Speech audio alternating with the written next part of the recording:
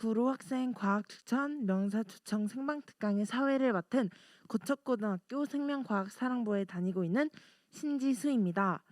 오늘 특강의 주제는 현재 진행되고 있는 구로 청소년 축제, 올해 주제이기도 한 기후위기와 관련된 강의인데요. 오늘 강연에 같이 도움을 주실 패널 분들을 청소년 축제에 맞게 학생분들로 모셔왔습니다. 각자 자기소개 부탁드리겠습니다. 안녕하세요. 저는 경인고 과학동아리 생명과학부에서 활동하고 있는 서유경입니다. 안녕하세요. 저는 구로고 뉴트리노에서 활동하고 있는 서수민입니다. 안녕하세요. 저는 919 과학동아리 생태환경반에서 활동하고 있는 권아현입니다. 네, 반갑습니다. 그럼 이제 오늘 기후위기와 지구의 미래란 주제로 강의를 해주실 최재천 교수님을 소개해드리겠습니다. 최재천 교수님은 평생 자연을 관찰해 오신 생태학자이자 동물행동학자로서 자연과학과 인문학의 경계를 넘나들며 다양한 강연과 활동을 하고 계십니다. 코로나 이후 일상 회복을 위해 더더욱 바쁜 나날을 보내고 계신데요. 오늘 이 자리에 어렵게 모셨습니다. 모두 환영의 박수를 부탁드리겠습니다. 네, 제가 이제 시작하면 되나요? 네, 반갑습니다. 저는 지금 소개 들으신 대로 이화여대 에코과학부에서 학생들을 가르치고 있는 최재천 교수입니다. 생명다양성 재단을 이끌고 있습니다. 어쩌다가 제가 최근에 코로나19 일상회복지원위원회의 공동위원장을 맡았습니다. 그래서 여러분, 어제부터 우리가 이제 새로운 일상으로 돌아가기 위해서 여러 가지 이제 새로운 시도를 하고 있잖아요. 솔직한 제 심정을 얘기해라 그러면 지금 어제부터 저는 조마조마해서 아주 미칠 것 같습니다. 이러다가 잘못 감염자 숫자가 뭐 확 늘어나고 막 이런 일이 벌어지면 어떡하나 지금 조마조마한 마음인데요. 저는 우리 대한민국 국민의 제가 표현을 집단적 현명함이라고 표현을 최근에 해봤는데요. 저는 우리 국민이 집단적으로 굉장히 현명한 국민이라고 생각합니다. 여러 가지 얘기들이 막 난무하지만 다 들으시고 시간이 지나면 결과적으로는 굉장히 현명한 판단을 내리시고 그대로 행동에 옮기시는 그런 걸 전 너무 여러 번 관찰했기 때문에 이번에도 뭐 조금은 아슬아슬한 면이 있겠지만 저희들이 현명하게 잘 일상으로 돌아가리라고 전 기대하고 있습니다. 저는 오늘 생태적 전환, 슬기로운 지구 생활을 위하여라는 제목으로 제 강연을 준비했습니다. 강연에 들어가기 앞서서 전 그냥 다짜고짜 질문부터 하나 하면서 한번 시작을 하려고 합니다. 사실은 코로나 바이러스한테 우리나라가 당한 게 이번이 처음이 아니거든요. 이번 세기 들어와서도 벌써 사르스, 메르스 그리고 이번에 코로나19 이렇게 세 번째 지금 당하고 있어요. 그런데 신기하게 이 세 번 다 바이러스가 박쥐로부터 왔다는 거예요. 도대체 왜 그런 일이 벌어졌을까요? 누가 설명 좀 해보실래요?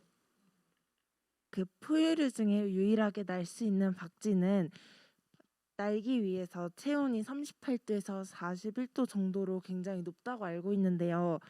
그 체온이 높으면 백혈구가 굉장히 열심히 활동도 하고 따라서 면역력이 굉장히 높아지게 된다고 알고 있습니다. 하지만 박쥐는 어둡고 습한 동굴에 모여 살기 때문에 단 한 마리라도 바이러스에 걸리게 된다면 무리의 급속도로 퍼지게 되는 것 같아서 시작된 것 같습니다. 참 좋은 설명이십니다.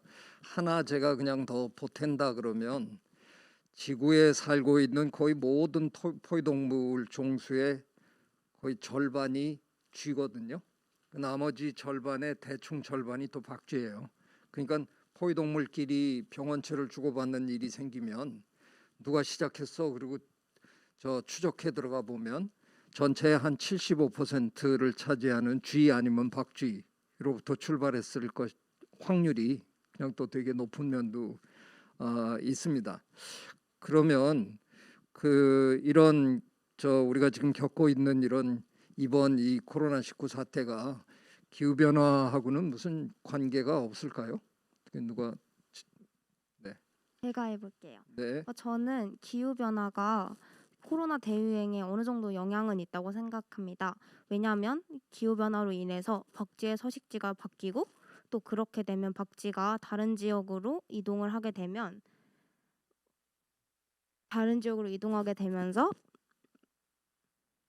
박쥐의 개체수와 종류수가 많아지면 아무래도 바이러스가 더 많이 퍼지기 때문에 이것이 코로나19 대유행의 시작점이 아닐까라는 생각이 듭니다. 그럴 것 같네요. 이번에 이런 일이 터지고 난 다음에 제가 그런 질문을 참 많이 받았어요. 이것도 기후 변화 때문에 일어난 일입니까? 근데 그동안 사실은 기후 변화의 중요성을 알리려고 참 많이 노력했는데 사람들은 별로 심각하다고 생각 안 하는 것 같아갖고 영 마음이 좀 섭섭했는데 어떤 의미에서는 이런 일이 터지자마자 사람들이 이것도 기후변화 때문에 벌어진 건가요? 라고 묻는 것 자체가 그래도 약간의 성공이 아닌가 하는 생각을 저는 해봤어요. 사람들이 적어도 뭐 큰일이 생기면 혹시 이것도 기후변화?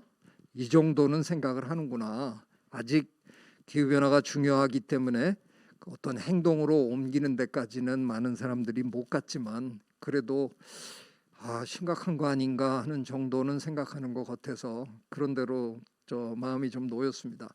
제가 오늘 아침에도 세계보건기구 웹사이트에 들어가서 검색을 해봤는데요. 지금 전 세계적으로 감염자 수는 2억 5천만 명 정도가 됐고요.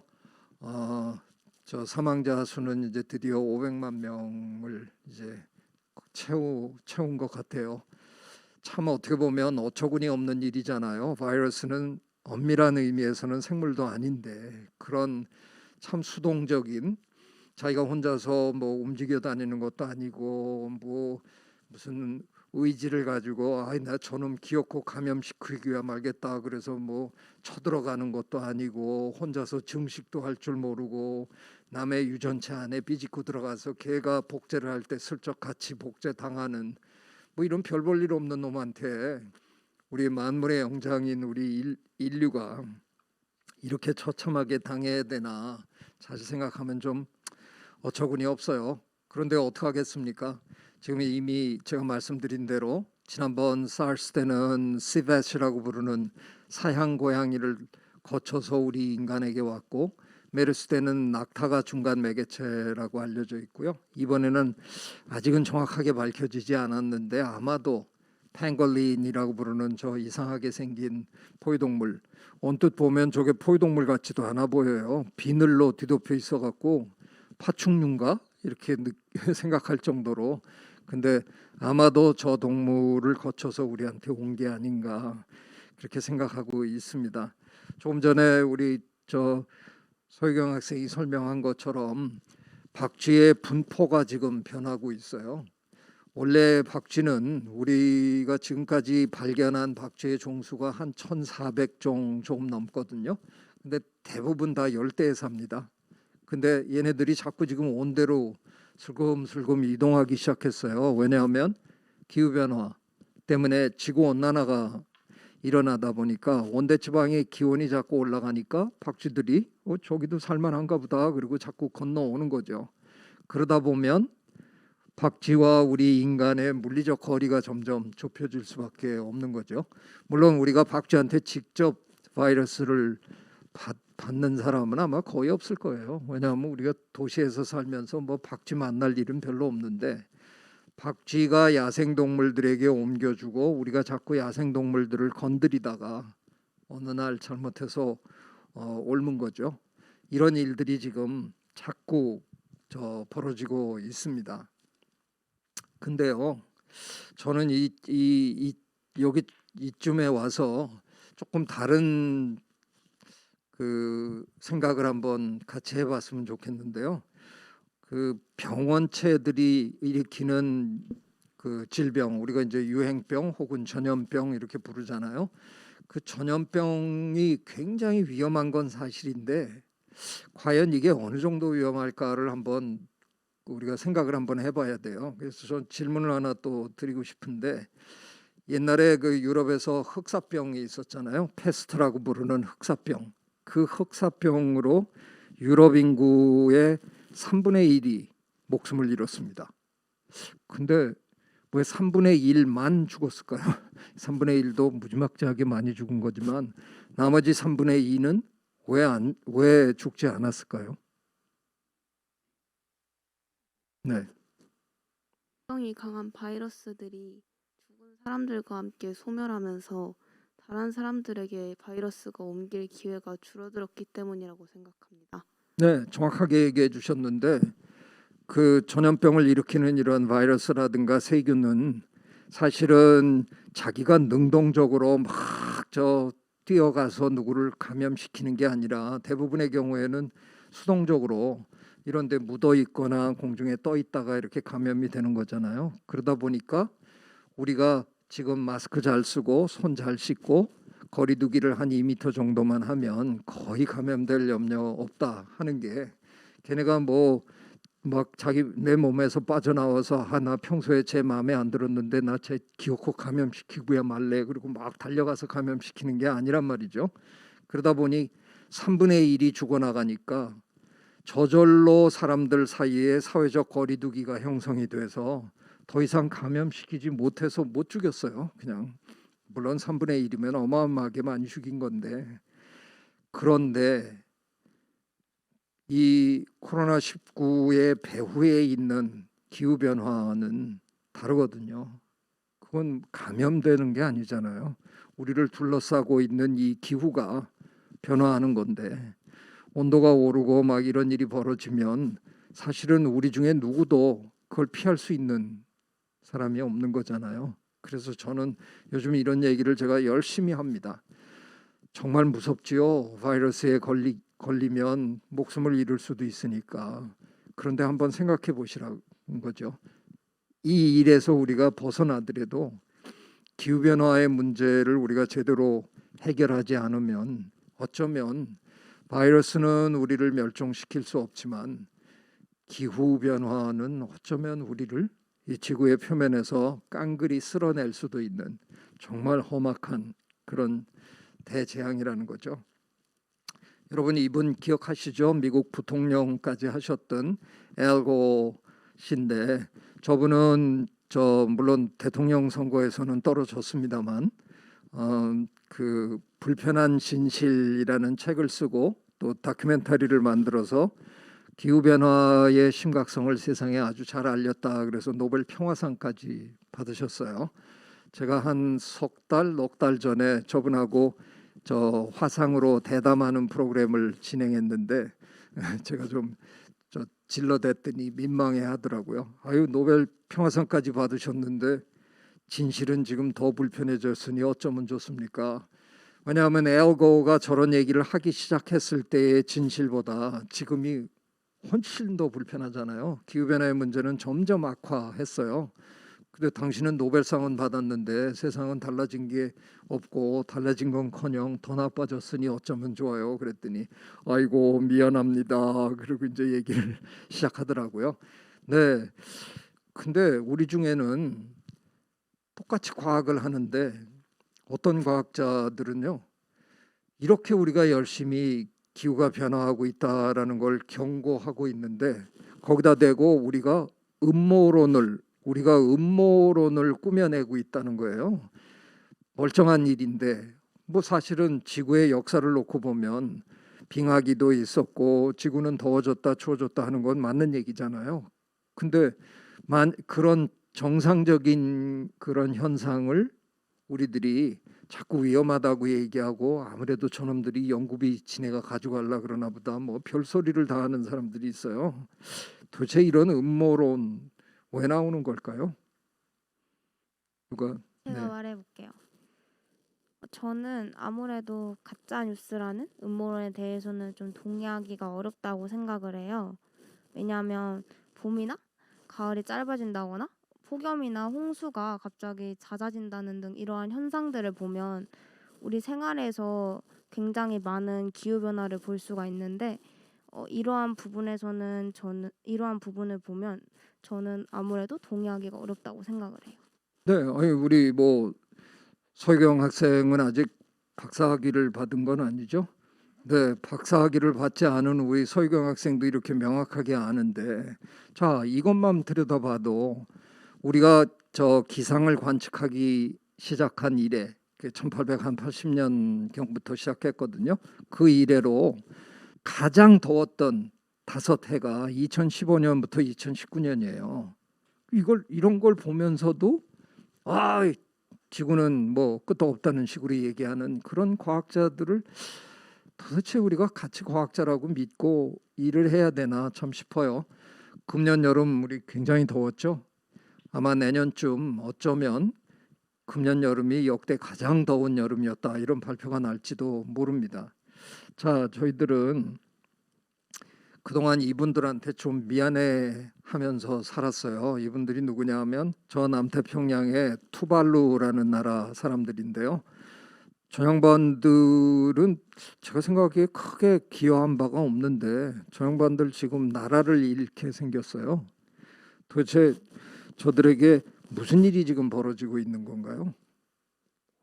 네. 제가 지구 온난화로 인해서 빙하가 녹아서 해수면이 상승해가지고 저지대가 침수해서 저런 일이 발생한 것 같습니다. 그러니까요. 저분들이 집집마다 뭐 자가용이 몇 대씩 있고 에어컨 빵빵 틀고 뭐 이러고 사는 것도 아닌데, 냉장고 여러 큰 냉장고 뭐 다 가지고 있고 이런 것도 아닌데, 유럽 사람들이, 미국 사람들이, 중국 사람들이, 한국 사람들이 너무 방만하게, 너무 편안하게 사는 걸 추구하다 보니까 지구의 온도가 올라가고 남극 북극의 얼음이 녹으면서 저 양반들은 그냥 가만히 앉아 있는데 집에 그냥 물이 차는 거잖아요. 제가 벌써 얘기를 들었는데 뉴질랜드나 호주 정부랑 얘기가 거의 끝났다 그러더라고요. 저분들은 그냥 나라를 잃고 그 두 나라 남의 나라에 가서 이제 얹혀 살아야 되는 거예요. 참 너무너무 억울할 것 같아요. 우리는 나라를 잃어본 경험이 있잖아요. 근데 우리는 우리의 주권을 찬탈한 자가 누군지를 알잖아요. 이웃나라 일본이 우리를 침략한 거잖아요. 그래서 우리가 일본한테 사과하라고 지금 자꾸 요청하는 건데, 도대체 이 사람들은 누구한테 사과하라 그래야 될까? 그래서 어쩌면 한국 사람들 만나면 투발루 분들이 사과하세요. 우리 사과해야 될 것 같은. 근데 이게 남의 나라 일인 줄 알았어요.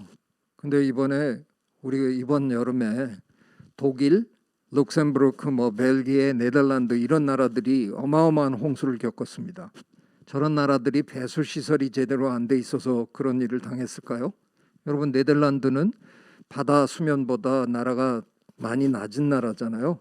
그 나라가 배수 시설이 안 돼 있을 리도 없는데, 근데 저렇게 당하는 이유는 배수 시설이 무색할 정도로 많은 비가 쏟아졌기 때문에 그냥 당한 겁니다. 그러니까 지금 저는 요즘 이런 얘기를 많이 하고 사는데요. 재앙의 판도가 변하고 있는 것 같다. 옛날에는 저런 일들은 못 사는 나라에서나 벌어지고 선진국 잘 사는 나라 사람들은 뉴스로 들으면서 이거 참 안 됐네. 원조 좀 해줍시다. 나 시간 있는데 봉사활동 갈래. 뭐 이런 거였는데 이제는 투발루만 당하는 게 아니라 독일이 당하는 거고요. 독일만 당하나요? 우리 사실은 2020년 작년이잖아요. 작년에 우리 장마가 54일이나 이어졌어요. 작년에 우리 물난리 겪었어요. 제가 지금 무슨 얘기 드리고 있냐면요. 재앙이 예전과 달라졌다는 겁니다. 이제는 먼 나라에서 벌어지는 게 아니라 이제는 잘 사는 나라, 우리 땅에서도 이런 일들이 그냥 이제는 벌어질 수 있는 그런 시대가 됐다는 겁니다. 그런가 하면 왜 우리가 영어로는 sustainability라고 하고 우리말로는 지속 가능성이라고 얘기하죠. 이 차원에서도 한번 우리가 생각해 볼 게 있어요. 근데 혹시 누가 지속 가능성을 좀 이렇게 간단히 설명을 한번 해보실 분 제가 있어요? 네. 해볼게요. 제가 아는 지속 가능성은 어떤 과정이나 상태를 유지할 수 있는 능력이라고 알고 있는데, 특히 환경 분야에서 자주 쓰이는 지속 가능한 발전이라는 말이 있는데, 여기에서의 뜻은 아무래도 환경적으로는 책임을 지고 사회적으로는 공정하면서 미래의 이용 가능성을 훼손시키지 않는 범위 내에서의 발전이라고 알고 있습니다. 와, 저보다 더 정확하게 설명을 하셨네. 저는 그냥 더 쉽게 한번 얘기해 볼까요? 우리가 흔히 이런 얘기를 하는 거예요. 우리 세대가 지금 우리가 살고 있는 우리들이 지구의 자연 환경으로부터 얻는 혜택을 우리 후손들도 똑같이 누려야 되는 거 아니냐. 그래서 우리가 너무 환경을 훼손해서 그들에게 물려주면 그들은 못 누리니까 우리가 조심해서 살자. 뭐 이런 얘기겠죠. 근데 이것도 이제 저는 달라지고 있다고 생각해요. 여러분이 IPCC를 아시죠? 기후변화에 관한 국제기구잖아요. 저기서는 한 7년, 8년에 한 번씩 보고서를 발표합니다. 그러면 세계 각국이 그 보고서를 읽고 거기에 대응하는 이제 정책을 만들고 뭐 이러는데요. 지금 영국에서 COP26가 열리고 있는데 우리 문재인 대통령님도 거기 지금 참석하고 있는데 그런 회의들이 지금 뻔칠나게 많이 있었어요. 근데 세계 지도자들이 맨날 모여가지고 이번 세기 동안에 기온 상승을 2도 미만으로 어떻게든 잡아보자. 이걸 가지고 논의는 하는데 합의를 못 이루고 맨날 그러니까 저희 같은 생물학자들은 정말 애 같아요. 왜냐하면 저희들의 생각에는 지구의 평균 온도가 2도만 올라가도 지금 우리가 갖고 있는 생물 다양성의 거의 절반이 사라질 것 같아요. 지금 우리가 보고 있는 이 생물들의 이 다양성, 이 종의 절반이 없어질 것 같다는 걱정이에요. 만일 지구의 생물 다양성의 절반이 사라졌을 때 우리 호모사피엔스가 살아남을 수 있을까? 저는 어렵다고 보는 사람이거든요. 그러니까 우리는 애가 타는 거예요. 저 2도 안 됩니다. 어떻게든 더 줄여주세요. 지금 IPCC의 사무총장님이 우리나라 분이세요. 이회성 박사님인데 정말 탁월한 리더십을 발휘하셔가지고 2018년 송도에서 있었던 회의에서 저 2도를 1.5도로 낮추는데 성공하셨어요. 그 많은 분들을 설득해서 전 세계 학자들을 다 설득해가지고 1.5도로 낮추자. 그래서 지금 영국에서 벌어지고 있는 회의에서는 1.5도를 놓고 지금 합의를 이루기 위해서 열심히 했던 건데 아마 제대로 합의가 안 된 것 같긴 한데 저 1.5도로 낮추면서 1.5도가 상승하는 시기는 아마도 2030년에서 2052년 사이 그 중간에 언제쯤 될 것 같다라고 발표를 2018년에 했거든요. 근데 얼마 전에 IPCC 6차 보고서가 발표가 됐는데 이게 상당히 끔찍합니다. 예를 하나만 들면 저 시기가 10년은 앞당겨진다라는 발표가 나왔어요. 만약 1.5도가 상승하는 시기가 2030년이라면 10년이 앞당겨지면 언제예요? 2020년? 작년이었어요. 이게 무슨 얘기입니까? 그동안은 지속 가능성이란 얘기를 하면서 먼 훗날 우리 후손들이 우리가 누렸던 자연의 혜택을 그들도 누렸으면 좋겠다라고 얘기를 하고 그동안 우리가 살았는데 사실 안 지켰거든요. 우리. 왜냐하면 나 얼굴도 못 볼 200년 후에 나타나는 놈한테까지 내가 걱정하고 살아야 되나 이러고 그냥 말로만 얘기하고 별로 안 지켰어요. 그런데 이제 보니까 그 시기가 먼 미래가 아니라는 겁니다. 어쩌면 지금 벌어지고 있다는 거죠. 제가 그래서 두 개를 한번 종합해 볼까요? 먼 나라, 딴 데서 벌어지는 일인 줄 알았는데 그게 아니고요. 지금 이 땅에서 내 옆에서 내 앞에서 벌어지는 일이고요. 먼 훗날 벌어지는 일인 줄 알았는데 그게 아니라 지금 당장 이 시점에 지금 벌어지고 있는 일일지도 모른다는 겁니다. 그 얘기는 뭡니까? 기후변화에 관한 한 이제 우리는 미룰 시간이 없다는 겁니다. 이제 우리는 행동에 옮기지 않으면 엄청난 재앙을 겪을지도 모른다는 겁니다. 여러분 중에는 혹시 천주교인이 있나요? 천주교인 없어요? 저도 천주교인은 아닌데 이 세상에서 제가 이 순간에 가장 존경하는 분입니다. 프란치스코 교황님. 저는 저분은 그냥 성인인 것 같아요. 우리가 성인을 영어로 세인트라 그러죠. 그런 분들은 역사책에나 나오는 줄 알았는데 저는 지금 그냥 우리랑 살고 있는 성인이 있는 것 같아요. 저분은 어쩌면 어떻게 저렇게 기가 막힌 분일까. 근데 저한테는 특별히 기가 막힌 게 2019년이었어요. 2019년 11월에 영어로 얘기하면 ecological sin, 우리말로 하면 생태적 죄, 생태적 죄를 인류의 원죄에 포함시킨다라고 선언하셨습니다. 저는 뭐 교황님처럼 설명할 자신은 없는데 교황님이 하신 말씀을 제가 간단히 옮겨본다 그러면 이런 겁니다. 이 세상 모든 걸 하느님이 창조하셨으니까 이 세상 모든 건 다 하느님의 피조물인데 그 피조물들 중에 어느 한 피조물이 지가 좀 힘이 세다고, 제가 누구 얘기하는지는 다 아시죠? 예, 호모사피엔스 얘기하는데 지가 좀 힘이 세다고 우리 옛말에 어느 손가락 하나 깨물어서 아프지 않은 손가락이 없다 그랬거든요. 다 하느님이 만드신 거잖아요. 그런데 그 중에 어느 하나가 하느님이 만드신 다른 자식들을 다 두들겨 패고 유린하고 죽이고 이러는 걸 하느님이 바라보시면서 좋아하실 리가 있겠느냐. 이게 원죄가 아니면 뭐가 또 원죄냐. 저는 너무너무 설득력 있는 말씀이라고 생각했거든요. 교황님이 이 선언을 하시고 2달이 안 돼서 코로나19가 터졌습니다. 교황님은 뭔가 끔찍한 게 지금 다가오고 있다 하는 거를 혹시 느끼신 거 아닌가 그런 생각이 드는 겁니다. 교황님이 말씀하시는 이 말씀을 이어서 생각해 보면 지금 이제 우리가 걱정해야 되는 건 기후변화 문제만이 아니라 기후변화와 그에 따라올 생물 다양성의 감소, 고갈의 문제가 심각하다는 겁니다. 저는 국립생태원이라는 환경부에서 만든 국가기관의 초대 원장을 했습니다. 제가 2013년부터 16년까지 3년 동안 원장을 했는데요.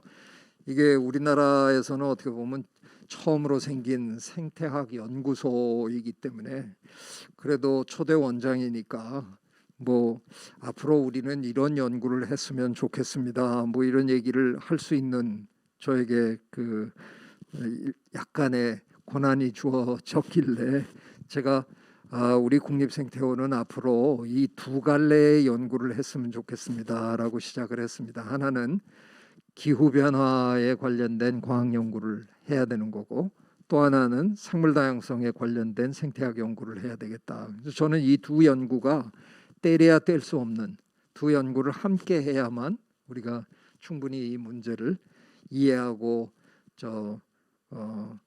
가닥을 잡아갈 수 있을 거라고 생각했거든요. 거의 생태원장 임무가 끝나갈 무렵에 저한테 제가 챔피언 등극을 했어요. 이게 무슨 소리냐 하면 UNFCCC라는 곳에서 제가 생태원장 하던 시절에는 어쩌다가 UN 기구 생물 다양성 협약이라는 우리가 흔히 CBD라고 부르는데요. Convention on Biological Diversity라는 기구에 제가 프레지던트로 선임이 돼가지고 의장 역할을 2년 동안 했거든요. 그러니까 저는 이제 생물 다양성 관련 일을 열심히 이제 한 겁니다. 그런데 끝나갈 무렵쯤 됐는데 UNFCCC UN 기후변화 협약이라는 곳에서 NAP 챔피언이라고 한 4명을 뽑았어요.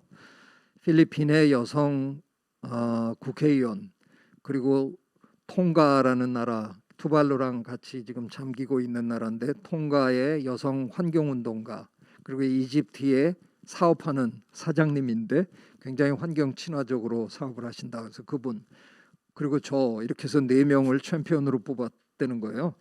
제가 이제 소식을 전해 듣고 농담으로 나 권투계에서 은퇴한 지가 언젠데 내가 또 챔피언을 하냐 뭐 이렇게 장난을 놀았는데 챔피언이 됐는데 나는 뭘 하면 되는 겁니까? 그랬더니 왜냐하면 다른 3분하고 제가 너무 다르더라고요. 그랬더니 나는 뭐 때문에 챔피언이 됐냐 그랬더니 2016년에 우리나라에서 UNFCCC 저 회의가 한번 열렸는데 그때 환경부에서 저한테 저 강의를 해달라 그래서 한 30분 동안 영어로 강의를 했는데 저분들이 와서 듣고 그 본부에 있는 분들이 와서 듣고 아, 저 사람 엘고와 아바타 시키자 이렇게 됐답니다. 그러니까 엘고 씨는 좀 너무 바쁘고 또 되게 다른 일을 또 많이 하셔야 되고 그러니까 UNFCCC 행사가 벌어지는 어느 곳이든 제가 시간이 있으면 제가 가서 기후변화의 중요성에 대해서 강의를 하는 그런 역할을 맡아달라 그래서 이제 기꺼이 맡았습니다. 첫 번째 한 일이 이집트의 샤멜 쉐이크라는 곳에서 행사가 벌어졌는데 이제 거기 가서 1시간 동안 강의를 했어요. 강의 끝나고 참 이상한 경험을 했습니다.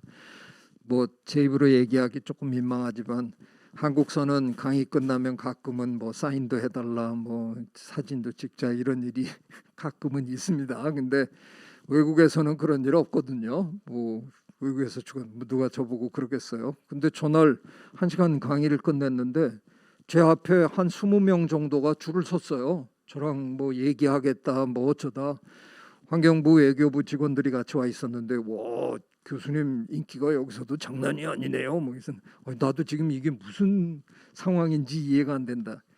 알고 보니까 저는 생물학자이기 때문에 국제기구를 다녀도 주로 생물다양성 쪽에 많이 다녔는데 생물다양성 쪽에서 일하는 분들은 기후변화에 대해서 잘 압니다. 왜냐하면 기후변화가 생물다양성 감소에 굉장히 중요한 요인이기 때문에 우리는 공부를 열심히 합니다. 근데 알고 보니까 기후변화에 있는 쪽 사람들은요 생물다양성에 대해서 아는 게 없으시더라고요. 별로 생각해 본 적이 없는 거예요. 근데 제가 기후변화의 중요성에 대해서 강의하겠답시고 떡 나타나가지고 제가 하는 얘기가 기후변화도 중요하지만 어쩌면 기후변화보다도 더 시급하게 더 직접적으로 우리 인류에게 심각한 피해를 줄 거는 생물다양성의 감소일 거다 이런 얘기를 했는데 감동받았다 그래갖고 뭐 질문하고 싶다 그래갖고 20명이 줄을 섰던 거예요. 저는 이제 그런 면에서 우리가 이 기후변화의 문제의 심각성도 이해해야 되지만 생물다양성 문제를 굉장히 심각하게 생각해야 된다고 저는 믿거든요. 우리 저 서수민 학생이 혹시 뭐 제가 한 얘기랑 좀 더 추가 설명할 얘기가 있을까요? 그 문제에 있어서. 저는 생명 시간에 저희 생태계가 복잡한 먹이 사슬로 이루어져 있다고 배웠는데요. 생물 다양성이 만약에 감소하면 먹이 그물의 복잡성이 낮아지게 되고 그러면 특정 종이 멸종을 하거나 위기에 빠지면은 생태계 전체가 이제 위험에 빠질 수도 있고 우리 인간에게도 막대한 피해를 받을 수 있기 때문에 생물 다양성도 저는 중요하다고 생각합니다. 혹시 저 게임 중에 젠가라는 게임 알아요? 네, 그 저 직육면체 나무 토막 이렇게 빼는 게임이잖아요. 그 참 이상한 게임이잖아요. 어떤 거는 이거 뽑으면 넘어지지 않을까 그래서 발발발발 떨고 뽑았는데 안 넘어지고 어떤 건 그냥 이 정도는 뭐 뽑아도 쑥 뽑았는데 그냥 와르르 무너지잖아요. 지금 말씀하신 건 그게 나는 젠가 게임을 이렇게 연상하게 해요. 어떤 종을 우리가 그 종에 대해서 충분히 모르는 상황에서 그 종이 사라졌을 때 그 종의 사라짐으로 인해서 전체 생태계가 한 번에 그냥 와르르 무너질지 우리는 모릅니다. 우리가 생태계에 대해서 아는 게 아직 많지 않기 때문에 저는 이번에 이 코로나19 사태도 결국은 생물다양성의 문제라고 생각하거든요. 기후변화가 일으켰지만 결국은 직접적인 그런 요인은 생물다양성 문제라고 생각하는데 혹시 뭐 여러분은 아직 경영을 해본 사람들이 아니겠지만 그래도 이렇게 이건 시사 문제인데 블루오션이 뭔지 혹시 알아요? 네, 권하연 학생. 블루오션이란 기준에 존재하지 않았거나 알려지지 않아서 경쟁자가 적어서 전망이 좋은 그런 시장을 이르는 말입니다. 네, 정확합니다. 그 유럽에 가면 유럽에 그 아주 좋은 경영대학원이 있거든요. 인세아드라는 경영대학원이 있는데 거기에 계신 한국 교수님이세요. 김위찬 교수님이 만들어낸 용어고 개념인데 새로운 시장. 근데 아직 경쟁자가 별로 없으니까 대박치기 아주 좋은 되게 매력적인 시장을 블루오션이라고 하거든요. 제가 가만히 보니까 지금 이게 바이러스한테 블루오션이에요. 바이러스의 존재 역사에 이렇게 대박 쳐본 적이 없어요. 걔네는 지금 초호황을 누리고 있습니다. 제가 이거 한번 구체적으로 제가 설명을 한번 해볼게요.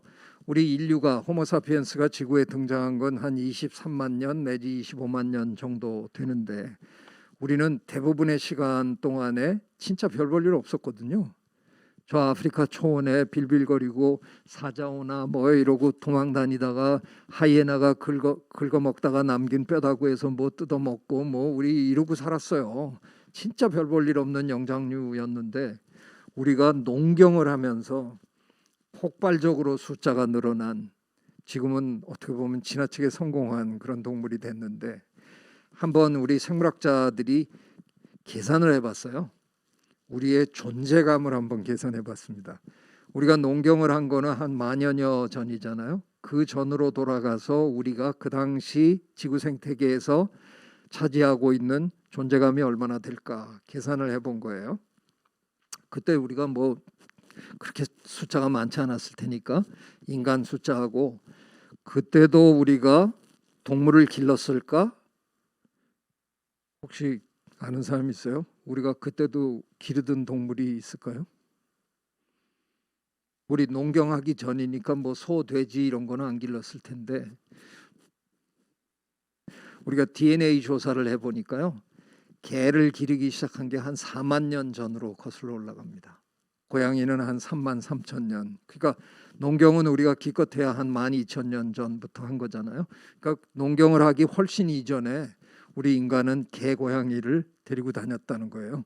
그래서 개, 고양이 무게까지 다 합쳐서 계산을 해봤는데 그렇게 해봐도 그 당시 지금으로부터 한 12,000년 전에 지구에 살고 있는 모든 포유동물과 새들 전체 무게의 우리와 개, 고양이가 차지하는 무게가 1%가 안 됐습니다.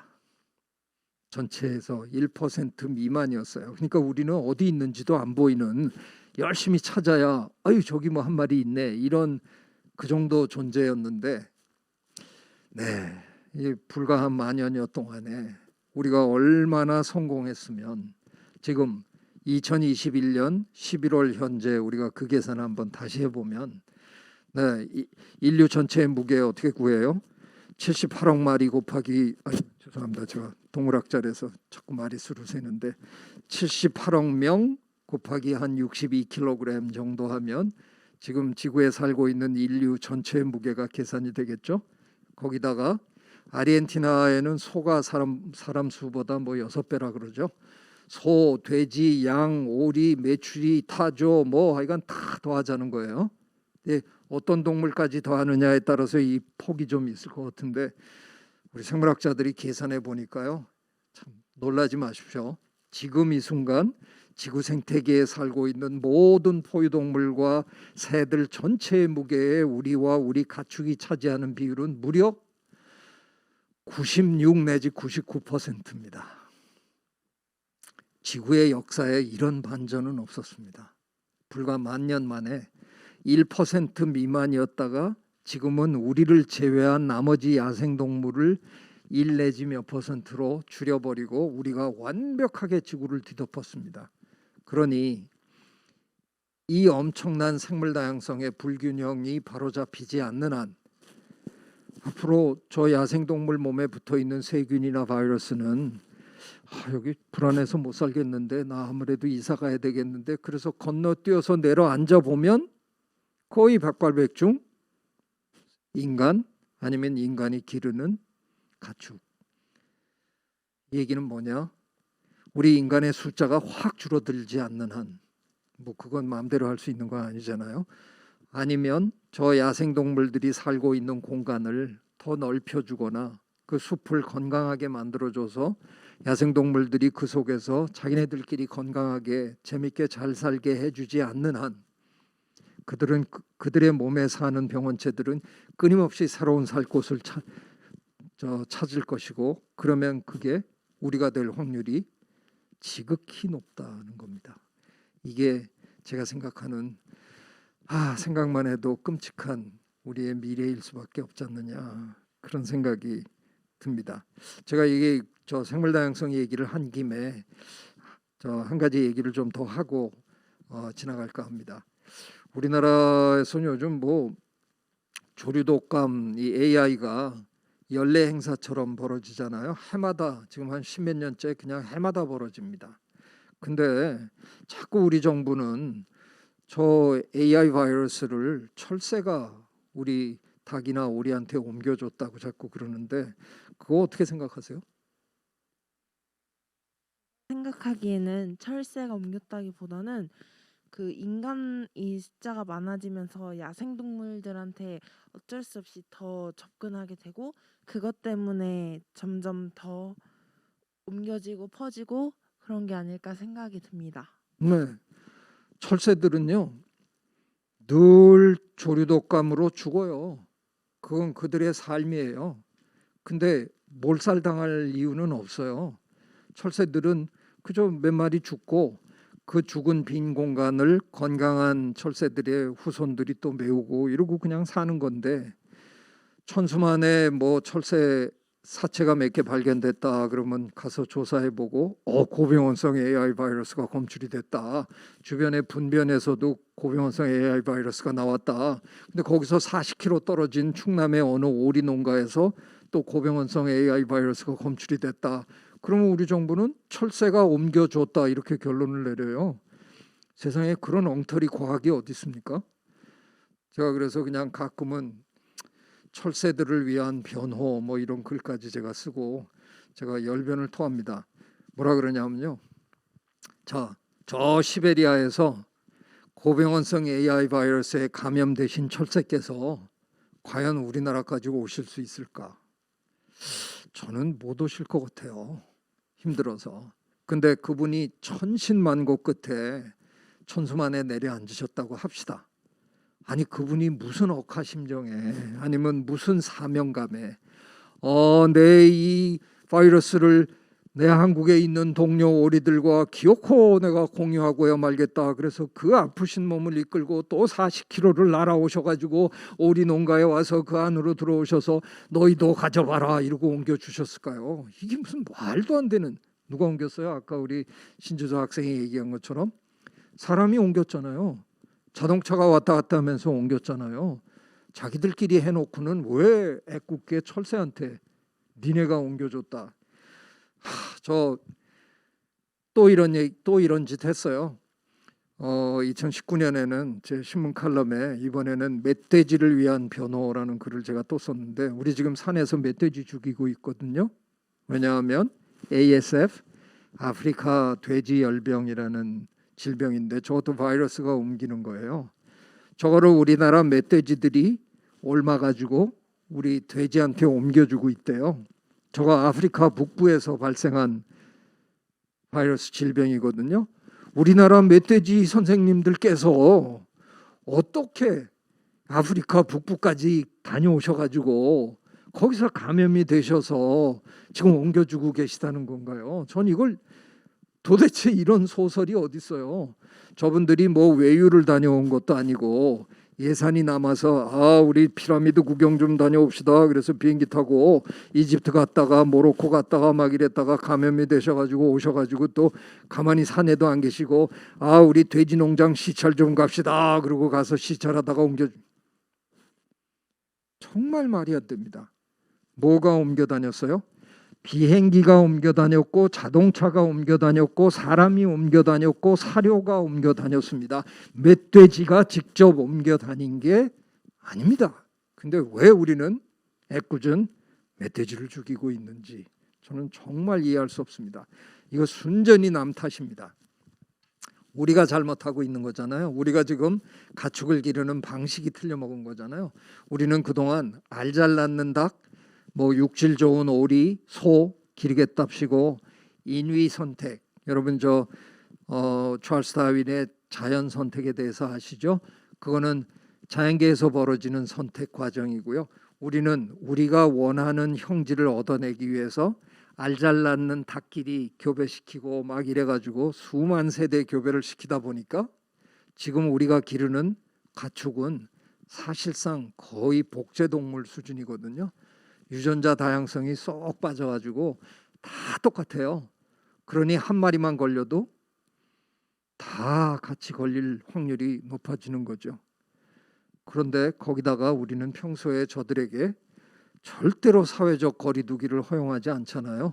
우리 공장식 사육을 합니다. 다닥다닥 붙여서 키우잖아요. 그러니까 한 마리만 걸려도 옆에 마리가 금방 옮는 거죠. 우리가 잘못 기르고 있으면서 괜히 지금 야생동물들한테 책임 전가를 하는 겁니다. 여러분은 뭐 신문 잘 읽으세요?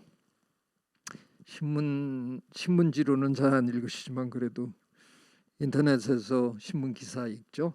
신문 기사 제목으로 여러분 이런 기사 제목 보신 적 있나요? 독감으로 일가족 몰살. 그런 기사 제목 본 적 아마 없을 거예요. 화재로 일가족 몰살. 이건 가능하겠죠? 예, 집에 불이 나면 잘못하면 가족이 몽땅 못 나오고 다 타 죽는 경우가 있죠. 근데 독감으로 일가족 몰살 이런 기사는 없어요. 왜냐하면 독감으로 일가족 몰살 당하는 일은 거의 없거든요. 아빠는 독감 걸렸다고 쿨럭쿨럭하고 침대에 누워갖고 나 오늘 회사 못 갈 것 같아 막 이러고 그러는데 엄마는 그 아빠 간호도 다 하고 집안 청소도 하고 저녁도 다 차리고 아빠는 걸렸는데 엄마는 왜 안 걸렸지? 아빠 엄마가 유전적으로 다른 분이잖아요. 다른 집에서 오신 분이에요. 그래서 두 분이 똑같이 걸리는 경우가 그렇게 많지 않아요. 그리고 두 분이 다른 유전자를 섞어서 만들어낸 자식들이 몽땅 같이 걸려서 다 같이 죽는 일은 별로 없어요. 오빠는 걸려서 콜록거리는데 동생은 끝도 없어요. 원래 이런 거거든요. 근데 우리는 우리가 지금 기르고 있는 가축들을 이상한 동물들로 만들어 놓고 지금 우리가 철새들 야생동물들에게 책임 전가를 하는 겁니다. 여러분 혹시 과학에 관심이 있는 분이라면 이기적 유전자라는 책 읽어보셨나요? 아니에요? 네, 들어는 봤어요? 한번 꼭 읽어보세요. 이기적 유전자는 리처드 도킨스 교수가 자신의 이론을 가지고만 쓴 책은 아니고요. 다윈 이래 가장 위대한 생물학자였다라고 칭송받는 윌리엄 해밀턴 교수님의 이론을 쉽게 설명하는 부분이 많아요. 근데 윌리엄 해밀턴 교수님은 수학이 많이 들어간 논문을 많이 쓰셨기 때문에 일반인들이 읽기는 좀 어려워요. 저는 개인적으로 윌리엄 해밀턴 교수님의 박사학위 제자가 될 뻔하다가 선생님이 영국으로 가시는 바람에 못 따라간 비운의 학생인데 선생님을 제가 너무너무 존경하고 그래서 선생님 저 돌아가신 다음에 유물 정리에 참여했었는데 소설도 한 편 써놓으셨더라고요. 문학을 굉장히 좋아하셔가지고 그냥 그 어려운 과학 논문 안에 문장들이 그냥 문학적인 문장들이 막 그냥 거침없이 막 들어있어요. 그 중에 한 문장 제가 저기다 써놨는데요. Nature abhors pure stands 이렇게 쓰셨어요. 저는 저거를 자연은 순수를 혐오한다 이렇게 번역을 하거든요. 혹시 여러분 중에 누가 저게 무슨 뜻일까 한번 해석해 보실래요? 네. 제가 한번 해보겠습니다. 네. 저기서 말하는 순수함은 다양성이 없다는 의미인 것 같습니다. 그래서 제 생각은 다양한 생물들이 조화롭게 사는 것이 생태계를 안전하게 하는 것인 것 같습니다. 네, 아주 정확하게 설명하셨습니다. 자연은 끊임없이 다양화합니다. 자연은 절대로 우리 가축을 만들어내듯이 다양성을 줄이는 일을 안 하거든요. 지금 여러분 듣고 계시잖아요. 코로나 바이러스가 변이가 자꾸 생긴다. 처음에는 알파 베타 하더니 지금 대한민국에도 델타가 지금 아주 많고 유럽 쪽, 미국 쪽에서는 뮤도 나타났다 그러고 이제 아마 조금 있으면 엡실론도 나타나고 뭐 많이 나타날 거예요. 자연은 가만히 있지 않습니다. 시간이 주어지면 끊임없이 다양한 변이를 만들어냅니다. 변이가 많이 축적이 되면 새로운 종이 탄생하는 거고요. 자연은 자꾸 이러거든요. 제가 이 얘기를 일부러 여기다 꺼내놓은 거는 제가 지난 1년 이 어려움을 겪으면서 제가 약간 철학적이 돼 가는데요. 생각이 많아져요. 근데 우리 인류의 불행이 어디서 온 걸까 좀 혼자 생각을 많이 해봤는데 저는 혹시 자연은 끊임없이 다양화하려는데 그 속에 있는 호모사피엔스라는 종은 끊임없이 다양성을 죽이는 방향으로, 다양성을 줄이는 방향으로 우리가 자꾸 살고 있는 건 아닐까. 이 역행하는 이것 때문에 우리가 불행해지는 건 아닐까. 지금 무슨 얘기 드리냐 하면요. 여러분도 많이 듣잖아요. 우리 사회에 다양한 목소리가 필요하다. 얘기는 그렇게 하는데 회의에서 누가 삐딱한 소리 한마디만 하면 다 째려보거든요. 넌 왜 그런, 우리는 반드시 한 목소리 해야 마음 편하고요. 반드시 질서정연해야 되고요. 반드시 일사불란해야 되고요. 다양하면 정신사납다고 다 싫어해요. 참 이상해요. 자연계는 다양성이 기본이거든요. 근데 우리 인간계는 다양성을 되게 싫어해요. 뭐가 복잡하면 아주 다들 끔찍해해요. 이게 우리의 그 불행의 근원이 아닐까, 저는 그런 생각 요즘 많이 합니다. 종다양성이 어마어마하게 사라졌던 대사건들, 우리가 그거를 대멸종이라고 부르잖아요. mass extinction이라고 부르는데 지금까지 인류 지구의 역사에서 적어도 5번 mass extinction이 있었어요.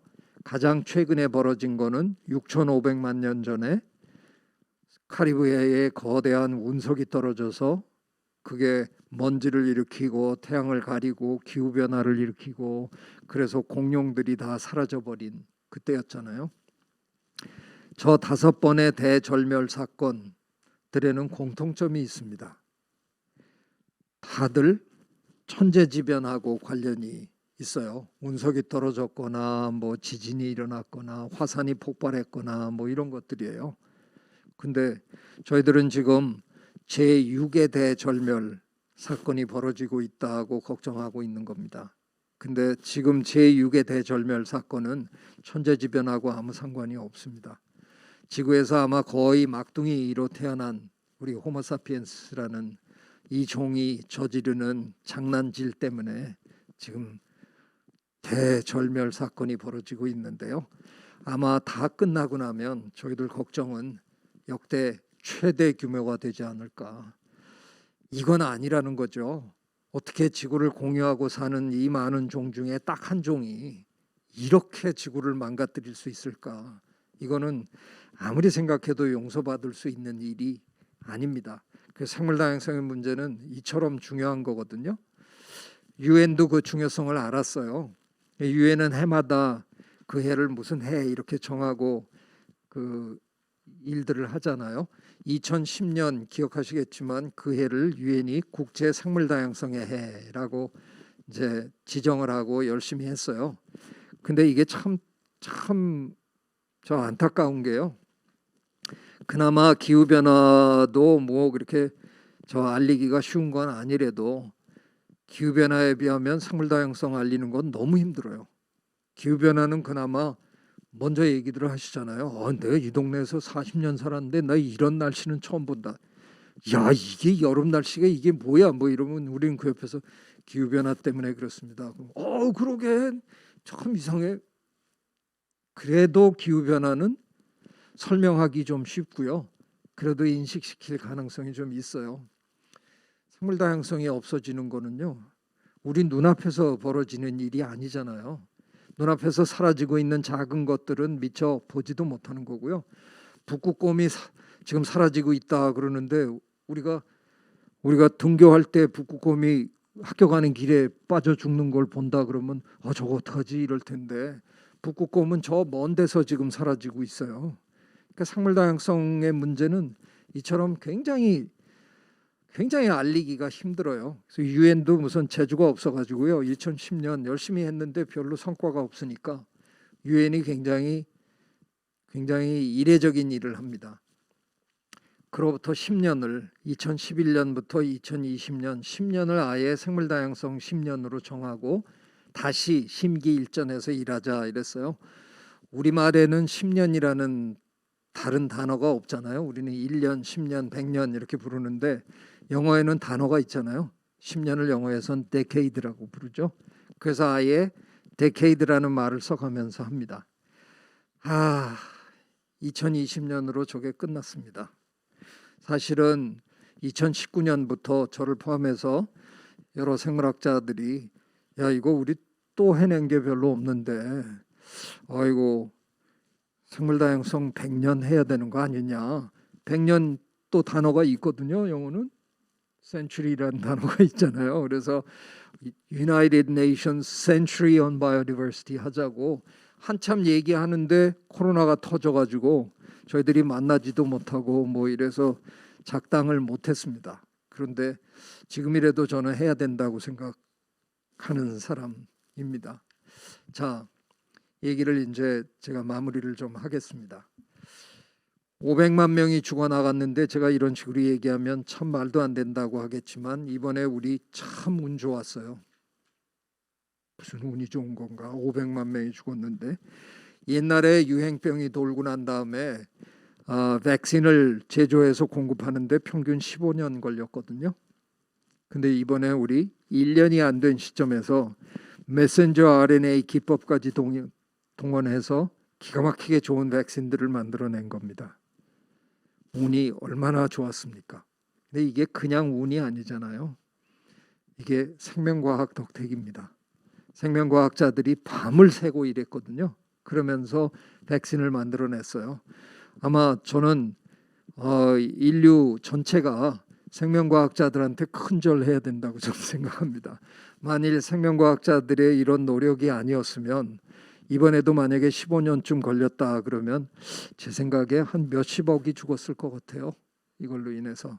그리고 우리는 정말 사는 게 너무너무 힘들었을 거 아니에요. 지금 거의 2년째 우리가 마스크를 못 벗고 있는데 이걸 15년을 이루고 산다고 한번 생각해 보세요. 끔찍한 겁니다. 근데 이번에 생명과학자들 덕택에 지금 우리가 재앙으로부터 벗어나고 있는 겁니다. 근데 제가 아까 뭐라 그랬어요? 이 생물 다양성의 불균형을 바로잡지 않으면 앞으로 이런 일이 자꾸 벌어질 것 같습니다라고 얘기했잖아요. 자, 이번에 우리가 이렇게 해서 잘 벗어났다고 칩시다. 근데 2년 후에 또 벌어지면 그때도 우리가 또 운이 좋을까요? 좋을 수도 있죠. 그때 또 벌어지면 생명과학자들은 또 밤을 새기 시작할 겁니다. 또 열심히. 근데 일주일 만에 만들어내는 건 거의 불가능할 거 아니에요. 또 한 1년 가까이 걸리겠죠. 그러면 또 한 400만 명, 500만 명 또 죽겠죠. 그리고 우리 다 마스크 써야죠. 또 세계 경제는 또 한 번 자영업자들 다 힘들어지고 이런 일 또 겪어야 되죠. 이거를 2년에 한 번씩 3년에 한 번씩 계속 겪어야 된다. 그러면 도대체 이게 사는 건지. 그래서 제가 백신을 2개를 제가 개발을 했습니다. 그래서 작년 초반에 제가 일찌감치 2 백신을 꺼내놓고 설명을 하기 시작했습니다. 행동 백신은 이번에 우리 국민이 너무너무 잘해 주셨잖아요. 손 잘 씻고 마스크 잘 쓰고 거리 두기 성실하게 지키고 그래서 지금 대한민국은 전 세계에서 가장 안전한 나라 중에 하나가 된 겁니다. 이거보다 더 좋은 백신이 저는 생태 백신이라고 생각합니다. 자연계에서 나쁜 바이러스가 우리 인간계로 건너오지 못하게 막으면 되는 거잖아요.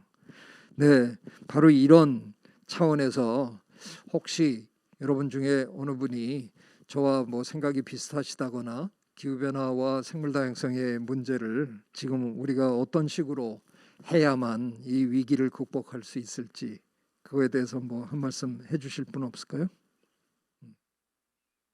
국가적 차원에서의 여러 가지 대안 방법이 있겠지만 가장 중요한 것은 우리 한 사람 한 사람의 노력이 합쳐질 수 있도록 기후 변화와 생물 다양성에 대해 꾸준히 관심을 가지고 일상에서 지구를 지키기 위한 노력들을 해 나가는 것이라고 생각합니다. 정말 너무 좋은 말씀이세요.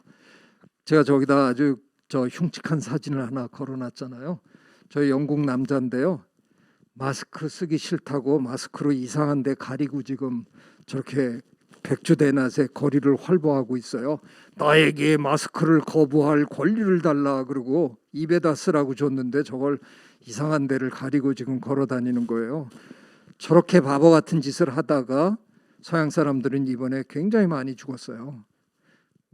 대신 우리나라 사람들은 왜 우리가 마스크를 써야 하는지를 충분히 이해하고 스스로 자발적으로 마스크를 쓰면서 우리는 사망자 수가 전 세계에서 거의 가장 낮은 나라로 지금 이렇게 살고 있는 거거든요.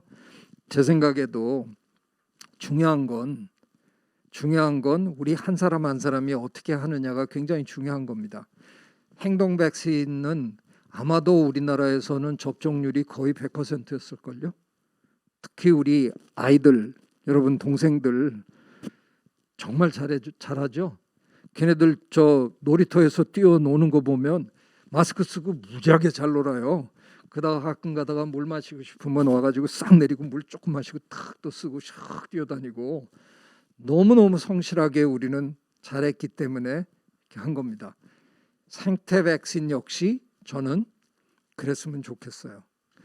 제가 해외 어떤 매체에서 저한테 뭐 인터뷰를 하면서 얘기를 하는데 제가 인류 최초로 내가 생태 백신을 얘기한 사람이 아니다 그랬더니 누가 먼저 얘기하셨냐고. 서양 사람들은 먼저 한 거 되게 좋아하더라고요.